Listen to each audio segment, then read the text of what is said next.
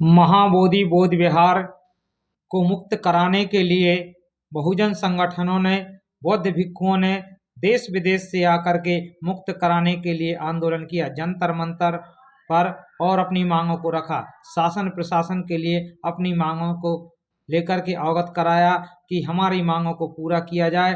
बोधि विहार ब्राह्मणों से मुक्त कराकर बौद्धों के लिए सौंपा जाए। बोधि विहार सदियों से बौद्धों की धरोहर है और बुद्ध के नाम से ही दुनिया को भारत देश में जाना जाता है। बुद्ध के द्वारा ही भारत की विश्व में पहचान बनी है। तो शासन और प्रशासन से अनुरोध है कि बौद्धों को उनका अधिकार प्रदान किया जाए और उनको सुरक्षित रखने का भी काम शासन प्रशासन कर। 2026 नई दिल्ली का जंतर मंतर। सुबह से ही देश के अलग अलग राज्यों बिहार, यूपी, महाराष्ट्र, पंजाब और दिल्ली से हजारों लोग यहां जुटने लगे।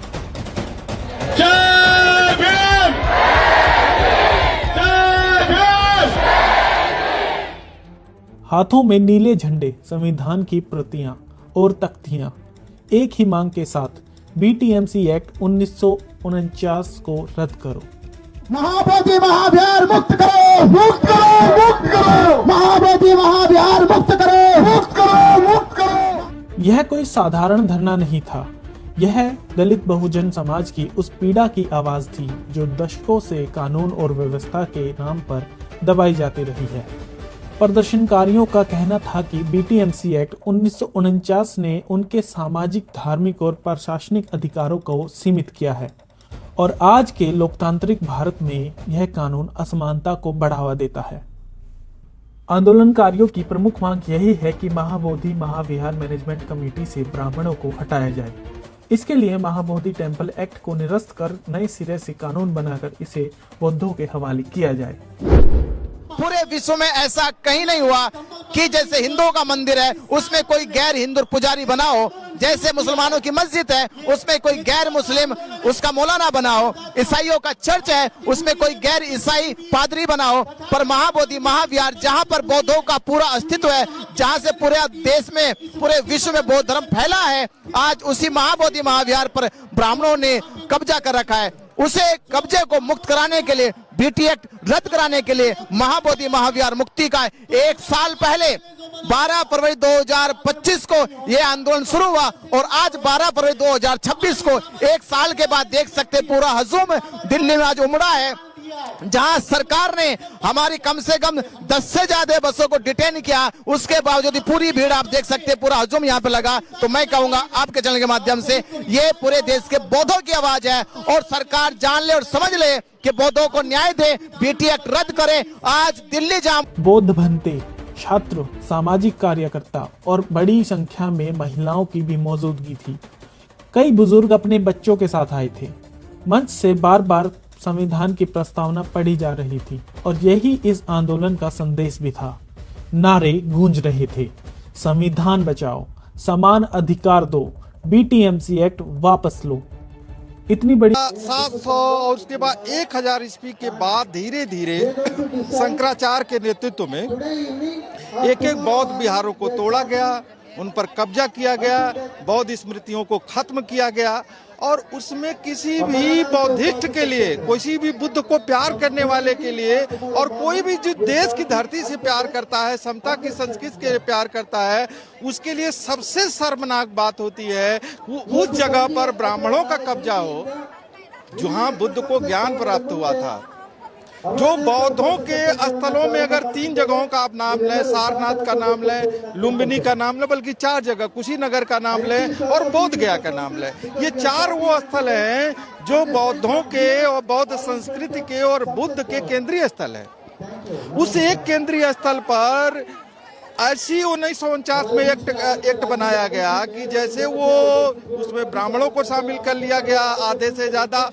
वहाँ जब कहा जाता है कि हिंदू रहेंगे तो हिंदू का मतलब ब्राह्मण होता है और फिर एक डीएम उसकी अध्यक्षता करेगा। कुल मिला जुला के उनका उसमें बहुमत है और हिंदू बहुमत एक बुद्ध के सबसे बड़े स्थल को चलाएगा। किसी भी बौद्धिस्ट के लिए इससे कोई ज्यादा दुख की बात नहीं हो सकती है।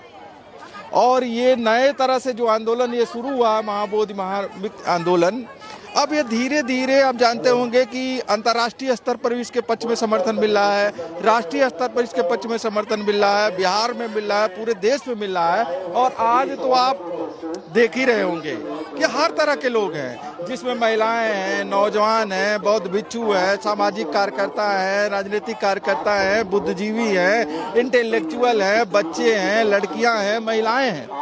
मतलब वो समाज का कोई हिस्सा नहीं है, बहुजन समाज का कोई हिस्सा नहीं है जो है उपस्थित न हो। तो ये आज का जो लाई एक किस्म का निर्णायक संदेश था मोदी सरकार को, केंद्र की सरकार को। और आज एक अच्छी बात है, देखे होंगे आपकी, जो ये राजनीतिक पार्टियां थी इससे मुंह चुराती थी।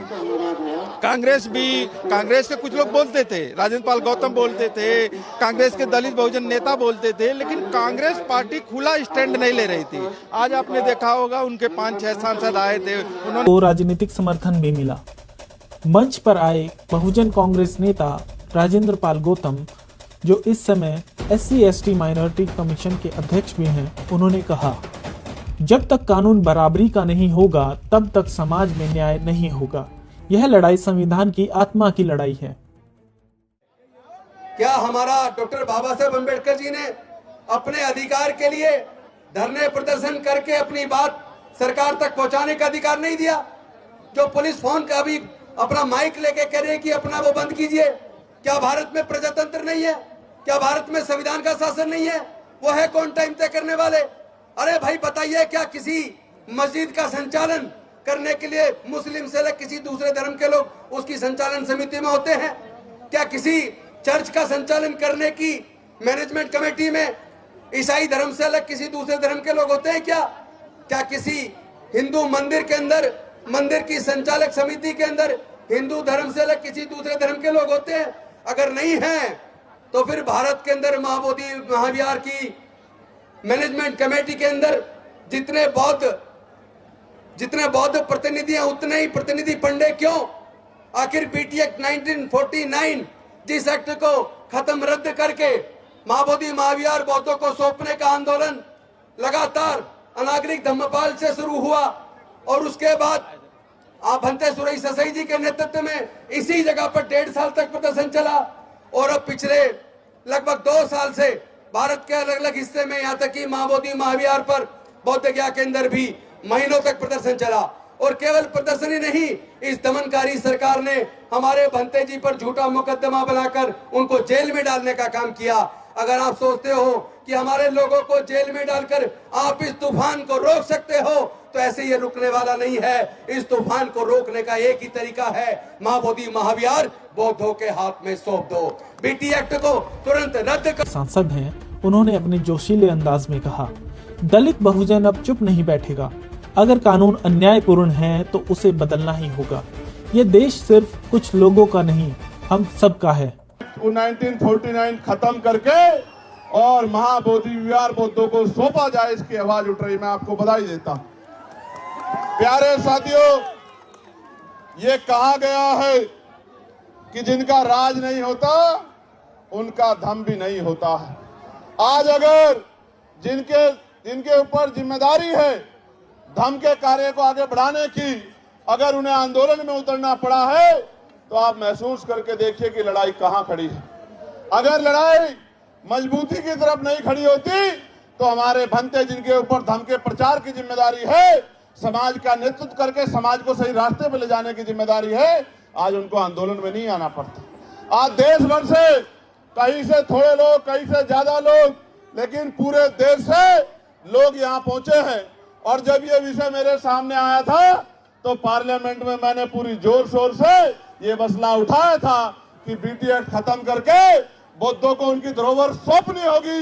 आज नहीं तो कल बौद्ध समाज जाग जाएगा, और जिस दिन जाग जाएगा, फैसला ले लेगा, वो दिन दूर नहीं है कि कोई हमसे। केंद्र सरकार में मंत्री रिपब्लिकन पार्टी ऑफ इंडिया के नेता रामदास अठावले भी मंच पर आए और समर्थन जताया। उन्होंने कहा, हम सरकार के भीतर और बाहर दोनों जगह आपकी आवाज उठाएंगे, न्याय होना चाहिए।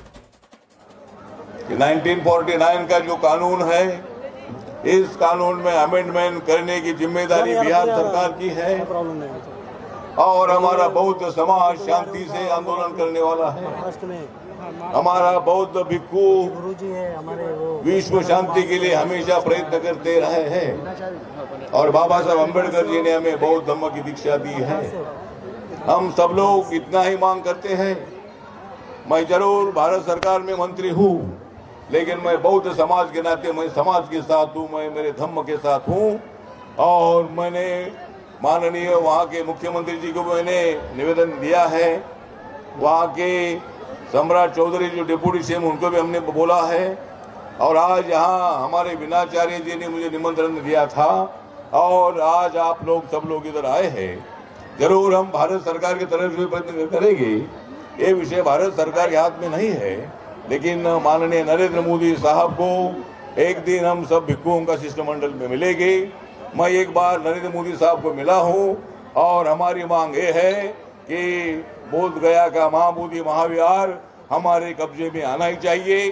वो सभी ट्रस्टी हमारे बौद्ध समाज के होना चाहिए। इसी तरह की मांग हमारे सभी बौद्ध समाज की है। साल हो गए, इन 77 सालों में एक भी बार बिहार सरकार और केंद्र सरकार ने बीटी एक्ट को समाज के सामने ना तो पार्लियामेंट में रखा, ना बिहार की विधानसभा में रखा। ये चोरी चोरी बौद्धों की अस्मिता और आस्था के साथ खिलवाड़ 76 सालों से हो रहा है। पर क्या आप ये अब तक जो खिलवाड़ हुआ, जो नाइंसाफी हुई, क्या इसे ऐसे ही देखते रहोगे? ऐसे देखते रहोगे? अरे आपको पता होना चाहिए, ये देश जब प्रधानमंत्री बाहर जाते हैं तो क्या कहते हैं? वो क्या कहते हैं? वो कहते हैं कि मैं बुद्ध के भारत से आया हूं। बुद्ध का भारत, यानी वो जानते हैं कि पूरे विश्व में भारत को अगर कोई पहचान मिली है तो तथागत बुद्ध के कारण मिली है। ये भारत बुद्ध का है, पर यही भारत में बुद्ध के मानने वाले अनुयायियों के साथ उनके धर्मस्थल महाबोधि महाविहार में ये नाइंसाफी क्यों? ये भारत के बौद्ध पूछते हैं, संविधान लागू होने के बाद बौद्धों से क्यों नहीं पूछा गया कि जब भारत की किसी भी मस्जिद में गैर मुसलमान नहीं है, भारत की किसी भी मस्जिद में गैर मुसलमान मौलाना नहीं है, सिखों के गुरुद्वारे में गैर सिख कोई पाठी नहीं है, ईसाइयों के कोई चर्च में पादरी नहीं है, तो फिर बौद्धों के महाबोधि महाविहार में गैर बुद्धिस्ट ब्राह्मण क्यों है? नवंबर में बिहार के पाटन के गांधी मैदान में एक विशाल राष्ट्रीय रैली आयोजित की जाएगी, जहां देश भर के लोग जुटेंगे। उन्होंने कहा, जंतर मंतर से शुरुआत है। मैं आवाज दे रहा हूं पूजनीय भिक्खु संघ को नमन वंदन करते हुए कि 1 नवंबर को, कौन सी तारीख को? 1 नवंबर को पटना का गांधी मैदान बंद होना चाहिए। बिहार सरकार की नींद उड़नी चाहिए। पूरा बिहार जाम होना चाहिए, पूरी पटना जाम होनी चाहिए और पटना की वो गूंज पंडों को कानों में सुनाई देनी चाहिए। और उनके कानों में जब आपकी गूंज सुनाई देगी, जब वो बौखलाएंगे, जब वो कपकपाएंगे, तो मैं कह रहा हूं आपकी ताकत है। एक पत्रकार के तौर पर जब हम भीड़ के बीच पहुंचे तो लोगों की आंखों में गुस्सा नहीं बल्कि उम्मीद दिखी। कई युवाओं ने कहा कि यह आंदोलन किसी एक धर्म या जाति के खिलाफ नहीं बल्कि समान अधिकार और गरिमा की मांग के लिए है। दिल्ली पुलिस ने इलाके में सुरक्षा के कड़े इंतजाम किए थे। प्रदर्शन के दौरान पुलिस बार बार हस्तक्षेप करती रही और लगातार आंदोलन को जल्दी समाप्त कराने की कोशिश भी करती रही।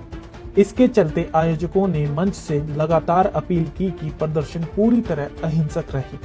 फिर भी पुलिस की दखलंदाजी से माहौल बार बार तनावपूर्ण होता गया। पर हमें कल का कानून पढ़ाया जाए। कल 10 बजे से शाम के 5 बजे तक धरना क्यों चला? या इसका मतलब मैं ये कहूंगा कि आपकी जहां सेटिंग होती है वहां चलने की अनुमति देते हैं, जहां आपकी सेटिंग नहीं होती वहां आप इस तरह की नाराजगी दिखाते हैं। तो प्रशासन को अगर कानून का पालन करना है तो समान सबके बराबर अधिकारों का भी सम्मान करना होगा। यहाँ भिक्खु संघ बैठा है, ये भिक्खु संघ जो पूरे देश में बौद्ध उपासकों का प्रतिनिधित्व करता है, उनको मार्गदर्शन करता है, उनका कम से कम आदर सम्मान करो। ये पूरे देश का भिक्खु संघ बैठा है, अपनी आवाज को लेके ये पूरे देश के बौद्ध उपासक आए हैं अपने महाबोधि महाविहार को मुक्त कराने के लिए। तो मैं आपसे निवेदन कर रहा हूं, हमने आपसे विनती की थी कि हमारा आंदोलन शांतिपूर्ण तरीके से है, किसी को भी कोई भी अव्यवस्था दिखाई नहीं देगी और उसी तरीके से ये चल रहा है। तो प्लीज आप हमें कोऑपरेट करें, हम आपका बहुत बहुत शुक्रिया करेंगे। हम कहेंगे कि भाई प्रशासन ने हमारा अच्छा साथ दिया। भर के गांव शहरों तक पहुंच रही है। सवाल सिर्फ एक कानून का नहीं बल्कि उस सोच का है जो बराबरी से डरती है।